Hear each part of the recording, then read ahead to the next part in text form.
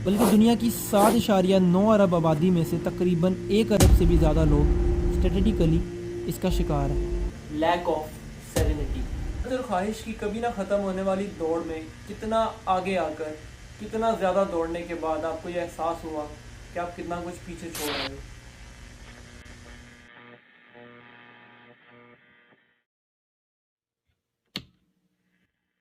कभी ऐसा हुआ है कि आप बहुत उदास और मायूस महसूस कर रहे हो, वो भी बगैर किसी वजह के, अपनी मनपसंद सरगर्मियों यानी एक्टिविटीज़ से दिल उठ गया हो और ख़ुद को बेकार समझ रहे हो?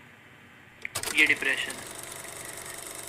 या किसी बात के बायस या बेवजह परेशान और बेचैन महसूस कर रहे हो, ब्लड प्रेशर बढ़ रहा हो, दिमाग में बार बार इंट्रूसिव थॉट्स यानी अजीब और तंग करने वाले ख्याल आ रहे हो,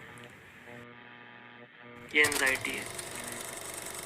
या नींद की कमी हो गई हो और अच्छी तरह से नींद भी ना आती हो, मतलब कच्ची नींद जो आसानी से टूट जाए, ये स्लीप डेप्रिवेशन है।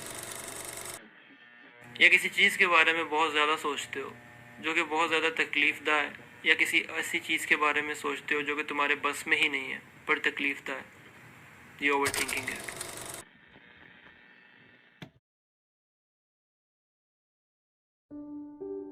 बहुत से लोग कहते हैं कि नमाज पढ़ो, अल्लाह को याद करो, ये डिप्रेशन, एंजाइटी सब दूर हो जाएगा। तो फिर एक आलिम या हाफिज़ जो कि तहज्जुद गुजार भी है, वो डिप्रेशन का शिकार क्यों होता है? और क्या हम वाकई इस कदर ध्यान और गौर से नमाज पढ़ते हैं कि हम वाकई खुदा के सामने खुद को महसूस करें? हमारा हाल तो इकबाल ने क्या खूब बयां किया है कि कितनी अजीब है गुनाहों की जुस्तजू इकबाल, नमाज भी जल्दी में पढ़ते हैं फिर से गुनाह करने के लिए। खैर, जब एक शख्स ज़िंदगी की कभी ना ख़त्म होने वाली जंग में भागा चला जाता है और उसे यह एहसास होता है कि वो कितना कुछ पीछे छोड़ा है, तब उसे लगता है कि शायद काफ़ी देर हो चुकी है और अब किसी चीज़ का कोई फ़ायदा नहीं है। लेकिन यहीं पर ज़िंदगी में आता है ठहराव।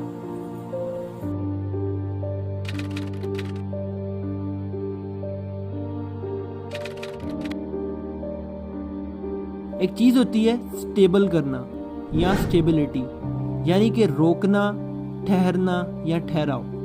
अल्लाह ताला ने मुसलमानों को नमाज के साथ एक और हुक्म दिया है जो कि है सब्र और शुक्र, जिसका मतलब है जो मिला है उस पर खुश रहना और उसे कबूल करना और उस पर सब्र करना। इससे तुम्हारी ज़िंदगी पर क्या असर पड़ेगा? ठहराव। अब सोचो तुम अपनी पहली गाड़ी लेते हो जो कि सेकेंड हैंड है, लेकिन उसमें खुश या मुतमईन होने के बजाय तुम एक नई 0 मीटर गाड़ी के पीछे भागना शुरू कर देते हो, और वो गाड़ी लेने के बाद एक बड़ी गाड़ी की तरफ, और वो गाड़ी लेने के बाद एक लग्जरी कार की तरफ, और तुम कभी पुरसकून नहीं हो पाते। लेकिन अगर तुम एक पल के लिए अपनी जिंदगी में ठहर जाते और जो था उसे जीते, उसमें मुतमईन होते, तो हालात कुछ और होते। मजीद अच्छे की ख्वाहिश करना गलत नहीं, पर लालच करना जरूर गलत है। तुम इस जिंदगी की दौड़ में भाग रहे हो और तुम्हें तुम्हारे छूटे हुए और नुकसान का एहसास हो जाए, तो तुम क्या कर सकते हो? ठहर जाओ। एक बार के लिए भागना छोड़कर चहलकदमी पर आ जाओ और अपने आसपास देखो। इस ठहराव की खूबसूरती को देखो। वो बहाने तलाश करो जो तुम्हें इस दौड़ से कुछ पल जुदा करके ठहरा दें और तुम्हें तुम्हारे वजूद का एहसास करा दें कि तुम्हारे साथ ये जहां भी ठहर जाए। लेकिन अगर तुम अभी ज्यादा नहीं दौड़े और सिर्फ जरूरियात की दौड़ में हो, तो फिर कैसे खुद को लालच के रास्ते से बचाया जाए? What is the precaution? और वो प्रिकॉशन है ग्रेटिट्यूड यानी शुक्रगुजारी, और अवेयरनेस यानी आगाही, जिसकी बात तो हम कर ही लेंगे। लेकिन अब मेरा एक सवाल है आप सबसे, आपके लिए ऐसी कौन सी चीज़ है जो आपको इस दुनिया की दौड़ से खींच कर सुकून और ठहराव की तरफ ले जाती है?